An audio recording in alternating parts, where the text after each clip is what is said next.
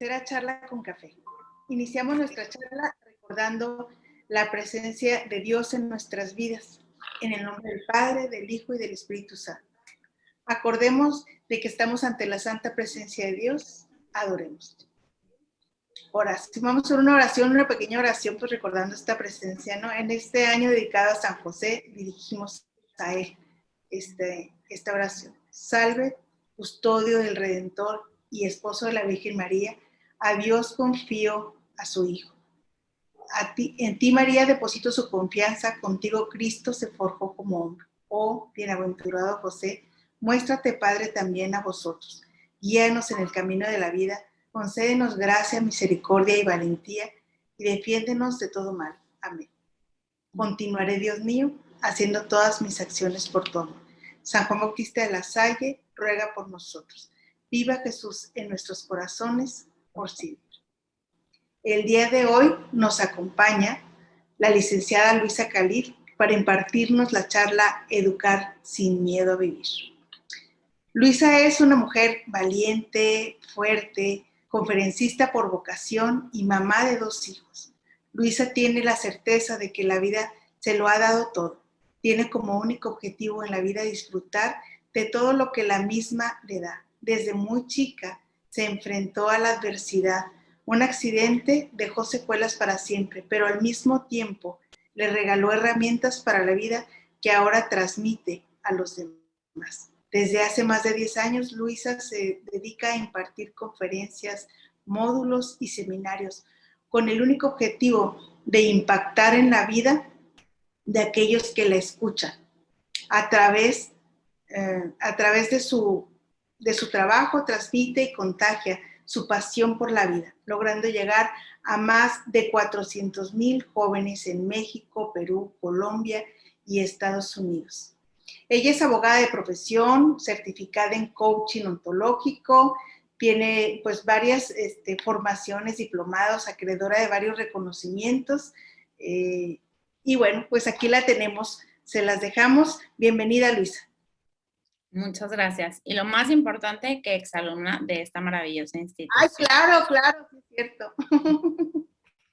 Bueno, pues bienvenidos a todos los padres de familia. Gracias por regalarse este tiempo, por permitirse estar aquí.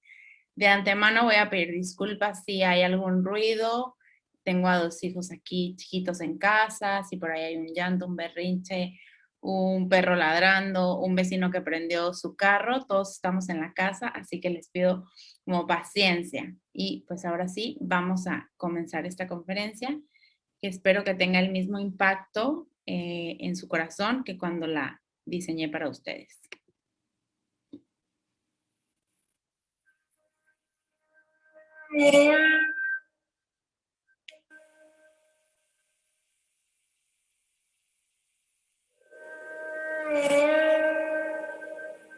En alta mar, la oscuridad del navegante dura 12 segundos, pues es el tiempo que tarda el faro en alumbrar el mismo punto.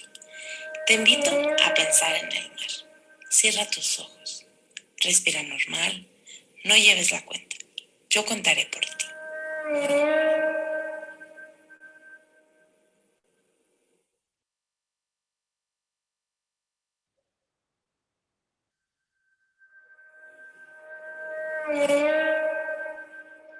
Puedes abrirlos. Resulta que el tiempo es muy relativo. 12 segundos de oscuridad en alta mar son muy distintos a 12 segundos de luz bajo el fuego.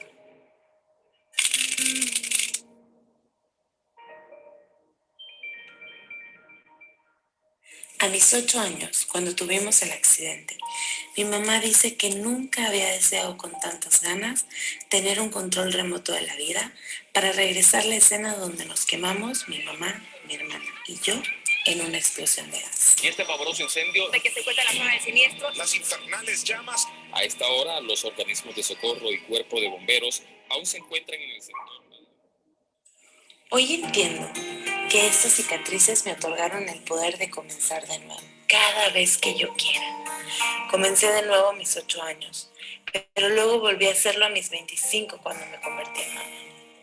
Ser mamá es volver a nacer, es revivir tu historia, es reconocer tu herida, lavarla, sanarla y es enseñarle a bailar a la niña que habita en ti. Para mí, ser mamá ha sido un dulce, pero también ha sido el camino de autodescubrimiento más profundo que conozco.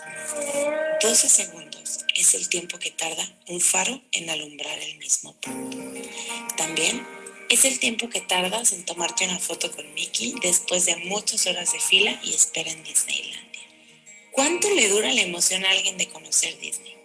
En mi caso, una semana. 8 días después sucedió el accidente. El 15 de agosto del 2000, mi vida y la vida de mi familia cambió por completo. Una noche antes de este día 15, mis papás nos mandaron llamar a la recámara, ya éramos más o menos las 8 de la noche, y nos dijeron que al día siguiente no íbamos a ir a la escuela. Venía alguien a la ciudad de Chihuahua, así que íbamos a hacer una excepción, no le íbamos a pintear, y a esta persona que venía de fuera le íbamos a dar un tour por Chihuahua y mi papá iba a pedir permiso para salir temprano del trabajo. En ese momento yo tenía 8 años, mi hermana 7, hicimos una fiesta, nos fuimos muy felices, se apagaron los despertadores y nos fuimos a dormir.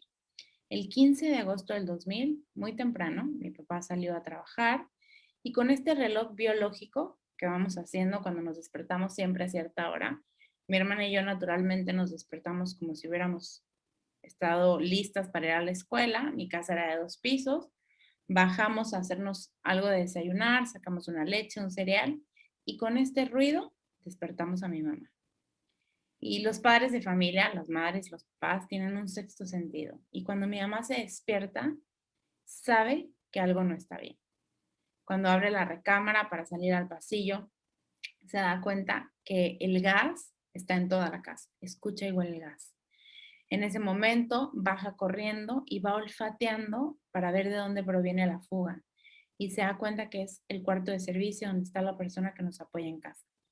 Comienza a tocar y a gritar el nombre de la persona que nos ayuda en casa, a tratar de abrir la puerta y no responde. Señal que por la cantidad de gas se había desmayado. En ese momento mi mamá sale a buscar ayuda y el vecino está a punto de subirse a su carro para irse a trabajar. Mi mamá le dice lo que pasa y el vecino le dice, no te preocupes, entra a la casa, saca a las niñas y todo va a estar bien. Y entonces mi mamá nos toma de la mano, a mi hermana y a mí, nos lleva a la puerta principal que da a la cochera y la cochera a la calle, y cuando empezamos a correr se genera la explosión. Y la explosión se genera por 3 cosas. El oxígeno de abrir la puerta, el gas acumulado y las estufas de antes tenían un pilotito prendido.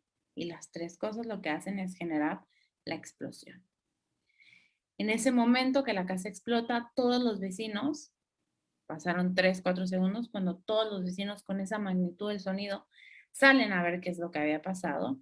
Y el 15 de agosto del 2000, con las mangueras con las que regamos nuestro patio, nuestras flores, nuestro árbol, el 15 de agosto del 2000 nos apagaron el fuego completo del cuerpo. Inmediatamente empezaron a hablar a todo el cuerpo de rescate, pero había que avisarle a mi papá lo que había pasado. Imagínate la temperatura tan alta que había adquirido la piel de mi mamá, que le pide a la vecina entrar a su casa para tomar el teléfono y hablarle a mi papá. Y el piso de la vecina es de alfombra y mi mamá va dejando las huellas de los pies marcados en la alfombra. Levanta el teléfono, le avisa a mi papá lo que pasó y cuelga. Y en lo que llega la ayuda, decide acostarse en algún lugar, ¿va? Y entonces se acuesta en el piso de la cocina de la vecina, que generalmente es un piso frío de cerámica, ¿va? Bueno, en ese momento, en el piso de la cocina, me acuesto y cuando me acuesto le pregunto a mi mamá que si nos vamos a morir. Y me contesta muy segura que no nos vamos a morir y que vamos a estar bien. En ese momento llegan todas las ambulancias y nos trasladan al primer hospital. En este primer hospital, que es el Hospital Ángeles ahora, en aquel entonces estamos hablando del Hospital Cima, en ese momento nos están esperando ya una serie de doctores, entre ellos mi pediatra. Y el pediatra le dice a mi papá, no tengo idea de qué hacer. No tengo idea de qué hacer. Entre todos empiezan como a opinar, nos meten a una primera operación donde nos van a quitar toda la piel muerta para dejarnos en piel viva. Es importante como ponerlos en contexto. Estamos hablando de este accidente ocurrió hace 21 años. Eso quiere decir que hace 21 años el tema médico conforme a las quemaduras era muy escaso, muy poco. No tenemos lo que ahora tenemos en Chihuahua, que tenemos una unidad especializada de quemaduras. No había mucha información. Los doctores iban un poco a ciegas. Y después de salir de esta primera operación le dicen a mi papá, tienes que irte. Tu hija, la mayor, se está muriendo, tienes que irte de aquí. Otro doctor dice, ninguna va a sobrevivir. Mi papá es abogado, no tiene ni idea de cuestiones médicas, así que empieza a decirle a los doctores a dónde me las puedo llevar, qué lugares. Y empiezan los doctores a decir distintos lugares y se decide que el mejor hospital es uno que seleccionaron en la ciudad de Dallas porque tiene una unidad especializada de quemaduras. Para mí es importante que tú sepas que para poder acceder a este hospital en otro país, tuvo que pasar una serie de eventos. Lo primero que pasó es que mandaron un informe de cómo estábamos en inglés y esperamos a que el informe llegara y dijera, sí, tengo espacio para 3 pacientes. Lo segundo es que se empezó a buscar 2 ambulancias aéreas que en ese momento no existían, en Chihuahua no había.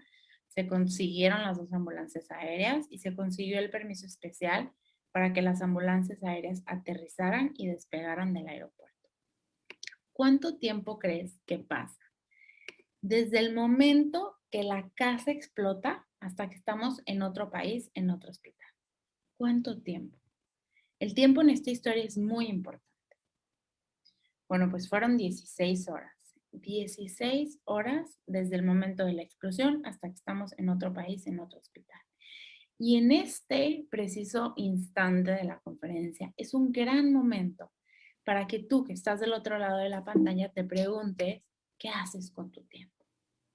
Y sé que ahora el tiempo en esta pandemia ha tenido una tonalidad diferente. Ahora no se vive igual.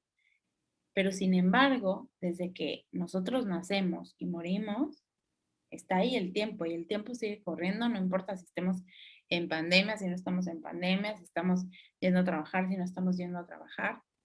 El tiempo es el tiempo y es un regalo. Y a veces no lo contemplamos de esta manera. Llegamos a este hospital y mi papá se sentía el hombre más relajado del mundo. Dijo, a ver, mis hijas van a estar bien, seguramente es cuestión de unas semanas y vamos a regresar, ¿va?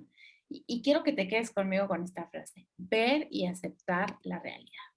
A los seres humanos nos cuesta ver y aceptar la realidad, sobre todo cuando son realidades que no nos gustan, cuando esas realidades nos confrontan, nos ponen un escenario que es retante. Entonces, claro, lo mejor frente a un escenario que no me gusta es pensar que ese escenario se va a resolver pronto. Y esto no era una cosa de mi papá, sino es una cosa que nos pasa a todos los seres humanos. Por ejemplo, ahora en pandemia, seguramente te tocó a ti negociar contigo varias veces. Y la primera vez que escuchaste el COVID y el quédate en casa, pensaste que iba a ser un mes. Y luego dijiste, bueno, 3 meses. Y luego dijiste, bueno, en septiembre, bueno, en diciembre, bueno, también el próximo año. Y fuiste aceptando la realidad que se te estaba presentando. Es bien importante que a nuestros hijos los enseñemos a tomar la realidad tal cual es. Y la mejor manera de poder enseñarle a nuestros hijos de tomar la realidad tal cual es, primero, es tomándola nosotros. Y muchas veces queremos escapar de lo que sea que tengamos enfrente. Algún tema de pareja, un tema en las finanzas, un tema emocional. Entonces es muy importante observar qué tenemos ahí enfrente.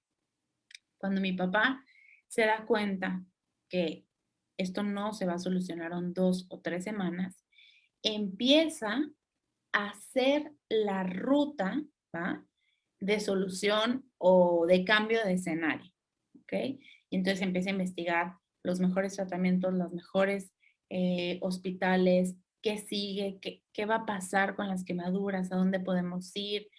Y es muy importante saber que para poder hacer esa ruta o esa vía a un escenario diferente, primero te tienes que parar en la realidad que estamos viviendo. Entonces, como padres de familia, tenemos que pararnos en la realidad y decir, a ver, en casa necesitamos subir los megas porque los niños están en internet. En casa necesitamos mantener la rutina para que se establezca la estabilidad emocional en la casa. Al principio, seguro de la pandemia, se dormían a la hora que querían, bajaban a comer a la hora que querían, ¿no? Entonces, fuimos adaptándonos conforme nosotros íbamos aceptando y tomando la realidad. Mismo que le sucedió a mi papá.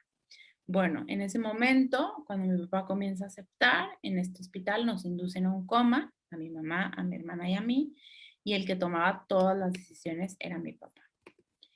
En esta toma de decisiones, él sabía que una de las situaciones más difíciles que se le iba a presentar era que nos iba a tener que explicar en algún momento todo lo que había sucedido. Y para él implicaba mucho, porque decía, ¿cómo le explico a mi mujer, cómo le explico a mi hija que pasaron por este accidente, por estas quemaduras, que les amputaron dedos de la mano? ¿Cómo le explico? Y era algo que venía a su mente una y otra vez. Y en esta investigación que él va haciendo, se da cuenta que hay un hospital muy bueno en otra parte de Estados Unidos, en otra ciudad completamente. Y él se da cuenta que nos quiere mover, empieza a hacer los trámites para llevarnos a este hospital, nos aceptan y aún en coma, aún dormidas, nos mueven.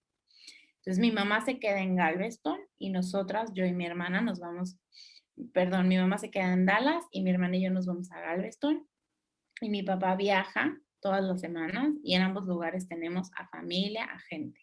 ¿Ah? Y en este nuevo hospital es cuando nos van a despertar.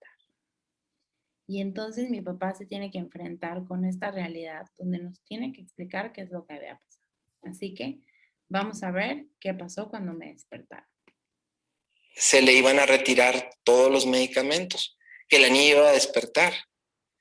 Y que bueno, habría que explicarle dónde estaba, cómo estaba y de alguna manera querían evaluar si había habido algún daño psicológico en la niña.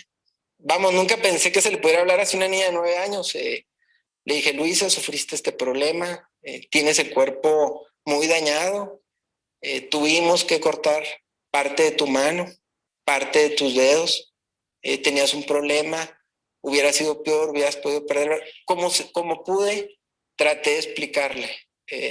Y su reacción nunca me la esperé. Ella volteó a verse el cuerpo, volteó a verse la mano, y lo único que dijo es que sigue. ¿Qué tengo que hacer? Esa fue una respuesta que me dio a mí mucho valor. Dijo, ¿qué sigue? ¿Qué se tiene que hacer? No lloró, no se cayó. Nada más me dijo, ¿qué tengo que hacer?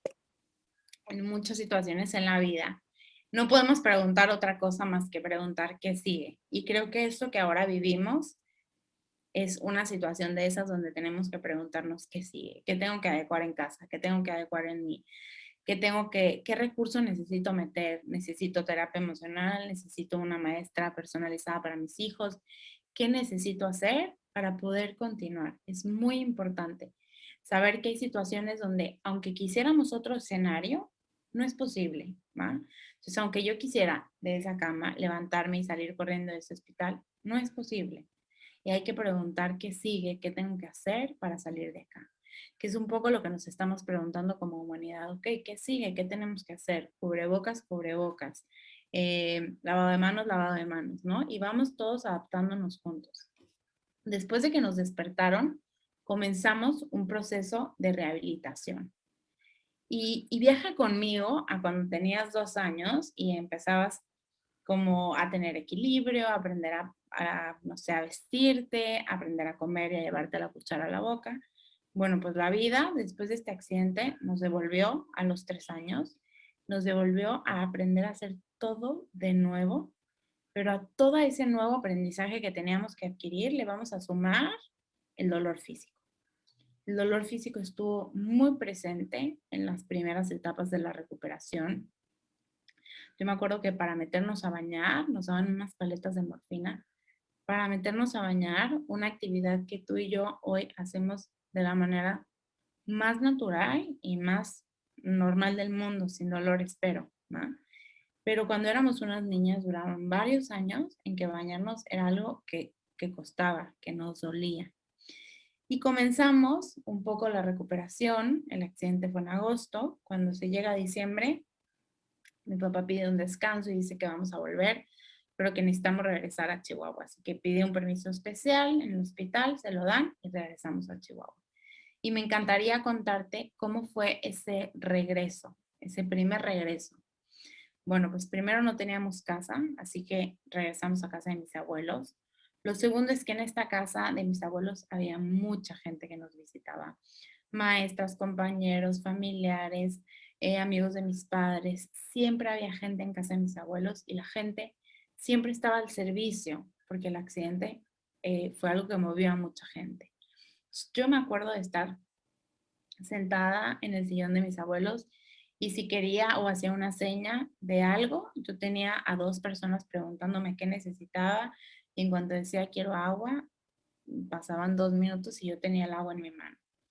Y eso fue algo muy lindo porque recibimos mucho acompañamiento de mucha gente, pero al mismo tiempo que la gente nos ayudara, nos evitaba la posibilidad de levantarnos del sillón, de trasladarnos a la cocina y de servirnos ese vaso de agua, aunque en todo ese proyecto o en todo ese trazo hiciéramos 35 minutos. Entonces mi mamá se daba dando cuenta que estamos muy lejos de tener una vida normal. Mi mamá quería una vida donde sus hijas se bañaran, se peinaran, se fueran a la escuela, ella se fuera al trabajo, regresáramos y estábamos muy lejos. Estábamos en una casa donde necesitábamos ayuda para todo, absolutamente para todo. Si nos queríamos parar de donde estábamos sentados, necesitábamos ayuda para bañarnos, para acostarnos, para vestirnos. Pero por algo teníamos que empezar. Y es muy importante que sepamos que cualquier proceso inicia en el paso 1 y no en 3 patadas ya llegué, ¿no? Es muy importante como padres que también todos los movimientos que vamos haciendo en la vida con nuestros hijos son procesos y los procesos toman tiempo. Si hoy plantamos una semilla, la semilla no crece mañana. Entonces funciona igual en la educación. Es una cosa de constancia y de poder sostener el proceso. Entonces mi mamá se da cuenta que quiere iniciar un proceso para poder obtener nuestra vida normal. Y lo primero que hace es meterse a bañar sola, empieza a meterse a bañar y tarda un montón de horas, lo hace más y más seguido, y cuando lo puede hacer en un tiempo normal, voltea con mi hermana y conmigo y nos dice, ahora ustedes necesitan meterse a bañarse solas. Que esto me parece también muy importante, los padres modelamos lo que nuestros hijos, lo que nosotros queremos que nuestros hijos hagan. Y a veces lo entendemos como en cosas muy prácticas, como yo le tengo que modelar a ser responsable, yo le tengo que modelar tal. Pero ahora, con esto que vivimos, ¿va? Les podemos enseñar y les podemos modelar cómo se viven los cambios de la vida. Cómo fluimos con lo que la vida nos presenta. Cómo en esta familia nos levantamos o cómo utilizamos en carne propia la resiliencia. Estamos en un proceso, papás, de mucha modelación para nuestros hijos. Porque si nuestros hijos algo van a tener más adelante, son adversidades, son retos, ¿no?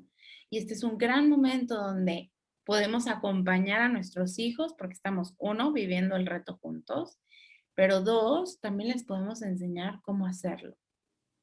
Y creo que esta es una oportunidad que no debemos dejar de aprovechar todos los padres de familia, desde el padre de familia que tiene un hijo en kinder, desde el padre de familia que tiene un hijo a punto de entrar a la universidad, porque nos vamos a ir enfrentando con retos. Y ahora te puedo enseñar cómo se enfrentan esos retos. Entonces, bueno, mi mamá empieza a modelarnos, recuperar nuestra vida y después nos invita y nos dice, ustedes también necesitan recuperar su vida. Y entonces en esa energía que mi mamá nos va metiendo, se me ocurre regresar al baile, que era una de mis pasiones. Y mi mamá tenía un tema con eso. Primero, que yo no me podía mover al 100%. Y lo segundo era el impacto con las niñas, ¿no? Como que había que avisarle a las niñas que llegaba una Luisa diferente. La maestra le dijo, no te preocupes, yo me encargo de estas 2 cosas, de contarle a las niñas que llega una Luisa diferente y yo sé que Luisa sabe que no se puede mover, ¿no? Entonces vamos a ver qué pasó en este regreso al baile. Se le iban a retirar, Perdón. Y para poderla sentar en la duela, era, ayúdame para sentarlas en la duela. Traían sus trajecitos que les cubren absolutamente todo, ¿verdad? Dejaban las manchas de sangre así en la duela. Y ellas, la verdad, las dos, siempre con la cara, con la barbilla por delante, con su cara erguida, contestaban lo que les preguntaba la gente de la manera más natural del mundo. Nunca las vi llorar por algo que les dijera la gente. Las veía llorar de impotencia cuando no podían hacer algo. Y que, por supuesto, que lo lograban. Sí fue difícil para nosotros, pero al ver a Luisa, con esas ganas de vivir, con esas ganas de estar donde estaba y de hacer las cosas como las demás, nos callaba la boca. Tengo que confesar que para mi hermana y para mí fue mucho más fácil que para nuestros padres. La infancia tiene una habilidad maravillosa que te permite estar en el presente. Entonces, nosotros vivíamos el presente. La operación, el vendaje, la recuperación, la rehabilitación, ¿no? Vivíamos ahí, pero no teníamos esa capacidad de irnos al 2018, al 2010. No podíamos visualizar qué implicaba este accidente en muchas áreas de nuestra vida porque teníamos 9 y 8 años.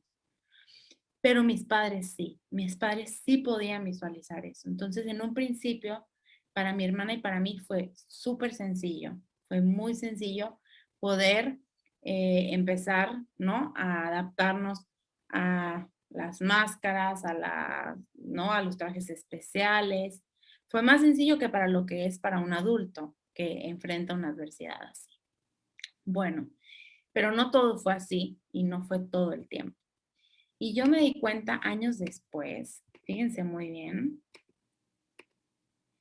que la fuerza interior puede utilizarse de distintas maneras. Que esta fuerza que me lleva a preguntar qué sigue, que esta fuerza que me lleva a dejar las manchas de sangre en la duela, también es la misma fuerza que puedo utilizar en otra cosa. Y a los 12 años, ¿va? Justo cuando estaba en sexto de primaria a punto de pasar a secundaria, la utilicé en otra cosa. Y entonces le dije a mis papás, el uniforme lo quiero manga larga, no quiero calcetas, quiero mallas y nadie se va a enterar que estoy quemada. Y estas son fotos de mi secundaria y de mi preparatoria. Podrán ver ahí el uniforme de la Salle. Ustedes saben que Chihuahua tiene climas súper extremos, ¿no? Desierto, muy caluroso, muy frío. Y podrán ver que soy la única que tiene una chamarra de manga larga, ¿no? Y que hice mucho esfuerzo por esconder esto que mi cuerpo es y esto que me había pasado. Y es muy importante que sepamos que a veces cuando tenemos una realidad que no puede cambiar y que está ahí presente, taparla requiere mucho esfuerzo. Y en mi caso, pues muchos días de calor, mucha inseguridad cuando entraba a una tienda, que nadie me preguntara qué me había pasado, ¿no? Y años después entendí que cuando nos peleamos con una realidad que no va a cambiar, vamos a perder. Entonces nadie en la vida entraría a un negocio que de entrada le van a estafar o le van a hacer un fraude. Y un poco pelearnos con algo que no va a cambiar es como si estuviéramos metiéndole dinero a un negocio que no nos va a rendir nada. Entonces es muy importante, por lo menos al principio y en este momento que estamos viviendo una realidad que no se puede cambiar, dejar de pelearnos con lo que ahora vivimos, con lo que ahora esté sucediendo en el mundo, con las cosas que hemos tenido que cambiar en casa, en familia, en mi vida. De entrada, no importa cuánto nos peleemos o cuán enojados estemos, eso no va a hacer que el COVID se vaya, ¿no? Y existen momentos en la vida donde las cosas no pueden seguir igual, donde uno no puede seguir peleándose y peleándose y peleándose con las cicatrices o peleándonos con aquella cosa que pasó en la infancia, o peleándome con mi esposo del que me separé hace 10 años, o peleándome con que, no sé, mi mamá me dejó a los 5 años, ¿no? O sea, hay cosas que tenemos que avanzar y donde no podemos seguir igual. Y para mí llegó ese momento de transformación en la preparatoria y en la universidad, cuando dije, yo tengo que aceptar esta historia, porque esto que hoy me pasa es parte del rompecabezas de mi vida. Estas cicatrices, este accidente, es parte de lo que yo soy. Y me imagino esto que te estoy diciendo como un rompecabezas, ¿no? Y cuando tenemos un rompecabezas enfrente, vamos a pensar que es un paisaje muy hermoso. Hay piezas que son maravillosas, son flores, son bonitas, y hay piezas que son grises, negras, azules, no tienen ningún sentido. No tiene ningún sentido hasta que la pones junto con otras y entonces toda la imagen empieza a dar sentido. Bueno, pues así funciona igual también. Todo lo que ocurre en nuestra vida es importante que esté ahí para que podamos entender toda la historia completa. Y algo que empecé a recordar cuando empecé a hacer esta transformación de aceptar lo que me había tocado vivir fue recordar este viaje a Disney que mencioné también un poco en el primer video que te puse. Bueno, vas a ver en la pantalla dos fotos, son del mismo juego de Disney, son de tiempos diferentes. Te pido mucha comprensión por la calidad de la imagen, son de hace 21 años, es mucho tiempo. La imagen que tiene una A es la imagen antes del accidente. Estamos en el mismo juego y estamos acomodados de la misma manera. Y luego está la imagen D, que es después del accidente, igual en el mismo juego. Y quiero contarte un poquito la diferencia. Antes del accidente, nos hospedamos en un hotel muy lejos del parque, porque entre más lejos es más barato. Bueno, después del accidente nos quedamos en el hotel de Disney, porque obviamente no podíamos caminar tanto, así que había que aprovechar al máximo. Antes del accidente no nos compraron unos tickets que utilizas para subir rápido a los juegos, y después del accidente no necesitábamos los tickets porque traíamos las sillas de ruedas, entonces nos dejaban pasar rápido a todo. Así que años después entendí que las quemaduras tenían sus ventajas. Y no me dejarán mentir mis maestros de la Salle que yo sí aproveché también las ventajas de las quemaduras, ¿no? Había veces que si no me quería poner el uniforme decía, ay no, es que no me puede dar el sol y por eso me traje el uniforme de deportes, ay no, es que la recuperación y claro que también aproveché un poco desde esta honestidad, ¿no? Las quemaduras. Y todo lo que nos ocurre en la vida, absolutamente todo, también tiene cosas a su favor. Asegúrate de también ver las ventajas. Los seres humanos estamos muy casados con la parte del sufrimiento y esa no la sabemos. Y todas no la sabemos porque a todos nos ha tocado vivir algo doloroso en nuestra vida. Así que la historia de dolor, todos nos las podemos contar. La historia de transformar ese dolor, pocos.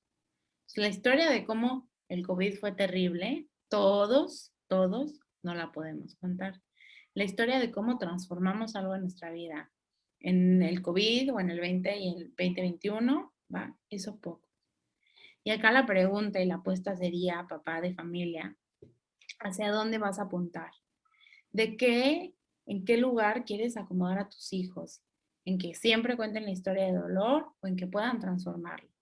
Y si quieres que lo puedan transformar, es muy importante que sepas que eso no es de discurso, que eso no me siento con mi hijo a darle una superlección, porque para dar conferencias todos somos muy buenos, ¿va? El objetivo acá, el verdadero reto es poder llevar eso que estoy diciendo en mi vida, es poder ser un ejemplo. Porque ahí, papá de familia, mamá de familia, ahí, cuando no queremos enseñar nada, lo estamos enseñando todo. Así que en la vida existen realidades que nos van a acompañar. Esto que hoy vivimos nos va a acompañar. La humanidad ya no va a ser igual. Y estos años van a ser muy importantes, ¿va? Porque hay algo que se generó colectivamente. Entonces esto nos va a acompañar. Pero esto que nos acompaña también tiene sus ventajas, ¿no? Y ahora que he dado conferencias también a jóvenes, me he topado haciendo un ejercicio de las ventajas, me he topado con gente que dice, Yo nunca había visto o convivido tanto con mi papá como ahora, porque el tiempo en casa. O ahora en casa tengo más oportunidad de estar a gusto mientras tomo mis clases. O he tenido tiempo para hacer otras cosas.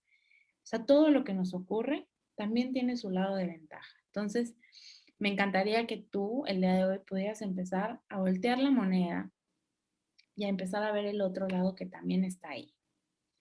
Y bueno, me gustaría regalarte algunos puntos para que te vayas hoy de cómo educar, ¿no? Sin miedo a vivir. Bueno, el primero es a vivir sin miedo al dolor. Es muy importante que como padres de familia les enseñemos a nuestros hijos que el dolor es parte natural de la vida. Y en algún momento nos vamos a caer de un juego, de un resbaladero, y nos va a doler. Y en algún momento vamos a pensar que vamos a ganar el concurso y que creen no lo vamos a ganar y nos va a doler. Y en algún momento tendremos una amistad que nos hará algo y nos va a doler ese vínculo. ¿Va? El dolor es parte natural de la vida. Y tiene una gran cara, ¿no? Que sí tiene una cara de dolor, pero también tiene una cara que no duele y sana y que es aprendizaje y que la próxima vez que nos subamos al juego nos vamos a subir diferente y que la próxima vez que entremos al concurso será con otra perspectiva o con otra idea y que sabremos en el vínculo de la amiga que se quiso algo que nos dolió, que el otro también es persona y se equivoca. Entonces es muy importante enseñarles a nuestros hijos a vivir sin miedo al dolor.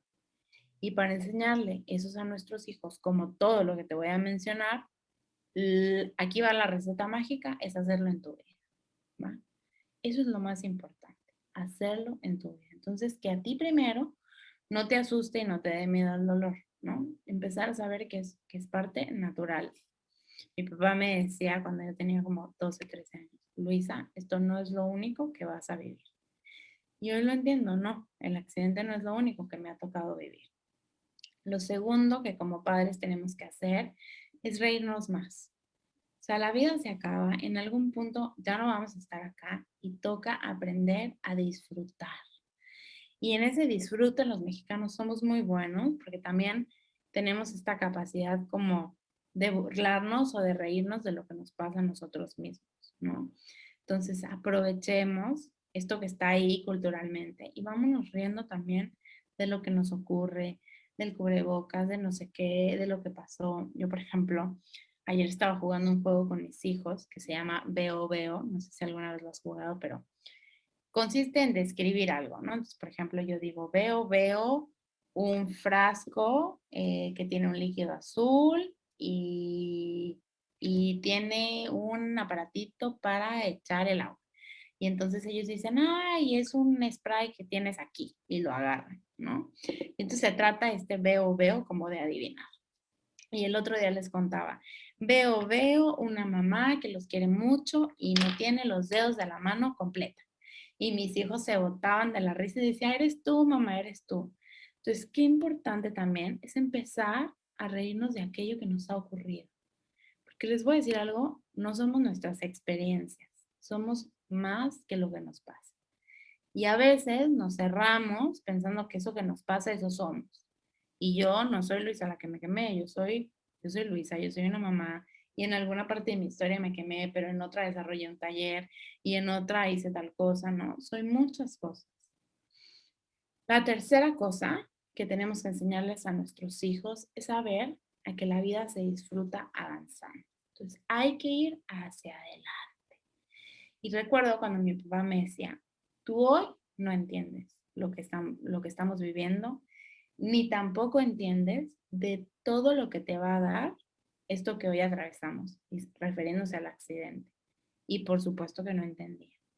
Y solo avanzando me di cuenta de lo que me estaba diciendo mi padre hace 6, 7, 8 años. Lo que me quería decir es que hoy comparto esta sabiduría del accidente gracias a eso que viví. A que ese accidente hoy me dota de mucha sensibilidad para poder acompañar procesos de otras personas. A que ese accidente me dio las herramientas para poder aprender a lidiar con la adversidad, ¿no? Entonces, hay que seguir avanzando, ¿ok? Cuando nos pase algo, está bien darnos el tiempo que necesitemos, ¿no? Para conectar con lo que nos ocurrió, para sanarlo, para transformarlo, pero la vida se disfruta avanzando. O sea, no importa si estamos en pandemia, el sol sigue saliendo y nosotros seguimos cumpliendo años. La vida tiene, en general, una energía hacia adelante, ¿no? Entonces vamos a conectar, a observar las bendiciones que nos ocurren, pero vamos a seguir avanzando.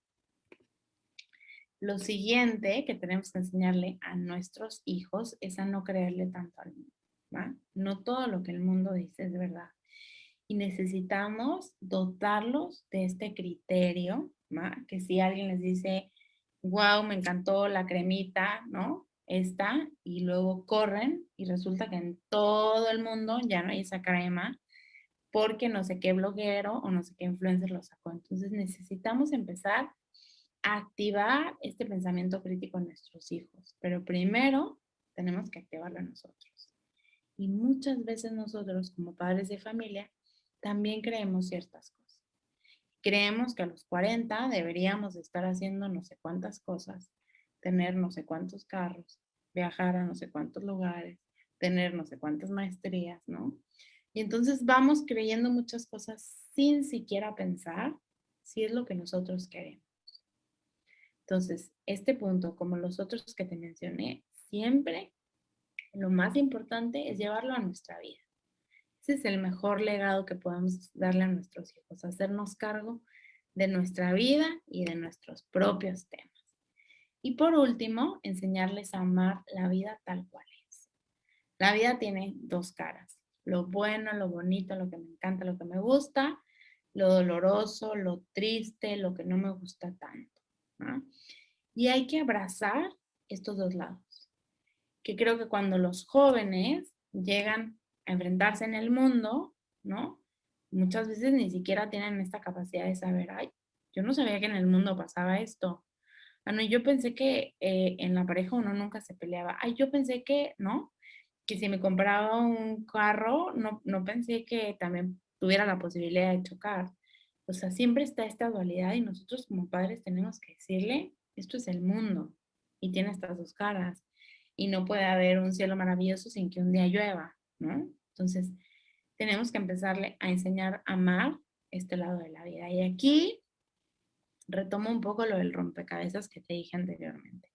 En esa escena del rompecabezas, cada pieza es importante y cada pieza tiene un significado. Y si yo quito una pieza, entonces el paisaje no se ve completo. Lo mismo con la vida. Si yo quito un evento, si yo quito el COVID, si yo quito el divorcio, si yo quito la enfermedad, si yo quito el abandono, si yo quito esto que nos pasó, ¿no? Tan terrible a la familia, quito algo y ya la imagen no es completa. Entonces, hay que aprender a tomar la vida tal cual es, con todo lo bueno, lo bonito, y con todo lo otro también. También tiene que tener un espacio y que a todos nos ha tocado experimentarlo, ¿no? Así que padres de familia, espero que se queden en el corazón estos 5 puntos, ¿va? Y que les ayude mucho estos 5 puntos a lidiar con la adversidad que hoy enfrentamos. Es un gran momento para que nos pongamos a pensar de qué manera estoy enfrentando la vida. Porque en este momento puedo enseñarles a mis hijos a cómo enfrentar los próximos retos.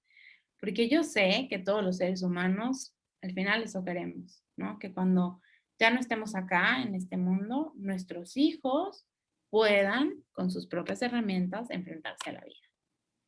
Entonces, para que nuestros hijos puedan enfrentarse con sus propias herramientas a la vida, necesitamos enseñarles cómo y no resolverles todo. Y, ¿no? Y necesitamos dejarlos vivir.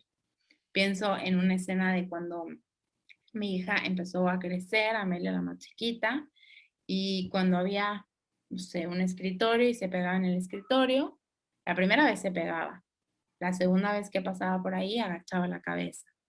Y así es como el niño va desarrollando, ¿no? Esta sensación del espacio y se va dando cuenta. Pero si yo como mamá siempre le pongo la mano y entonces nunca se pega, nunca entiende, ¿va?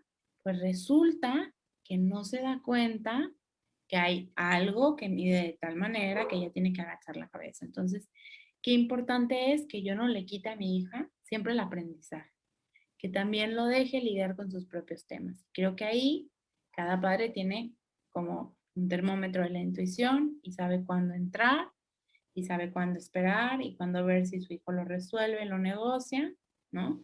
Pero es importante no entrar siempre, porque nuestros hijos tienen que ir aprendiendo poco a poco. Con esto no estoy diciendo que nunca los ayudemos, que no vamos para allá, pero sí con dejarlos obtener las herramientas que ellos necesitan para vivir. Y esas herramientas, lo primero que podemos hacer es modelarlas por ellos. Así que es un gusto haber estado con ustedes. Gracias de todo corazón. De todos modos, aquí les voy a dejar, supongo que les van a dejar en algún lugar el link a mi página o a mis redes. Por favor, cualquier pregunta que haya salido de esta conferencia, la puedo responder con muchísimo gusto en mis redes sociales. Por la dinámica que estamos haciendo, no vamos a hacer preguntas abiertas, pero mis redes están abiertas para resolver cualquier tema. Agradezco, por supuesto, a esta institución que además me acompañó a mí en el proceso de aceptar mis cicatrices, ¿no? En el proceso muchísimos maestros fueron clave y agradezco mucho y estoy bien honrada de poder compartir esta historia con ustedes. Así que muchas gracias. Luisa, pues te agradecemos el que hayas estado esta tarde con nosotros. Agradecemos este mensaje que nos has traído hoy, que nos llena de esperanza en este momento que vivimos, pero también en la vida en general, en cualquier momento de la vida, como padres de familia. Te agradecemos muchísimo, te deseamos lo mejor en esta vida y pues aquí estamos también nosotros siempre contigo. Gracias. Muchas gracias. Gracias.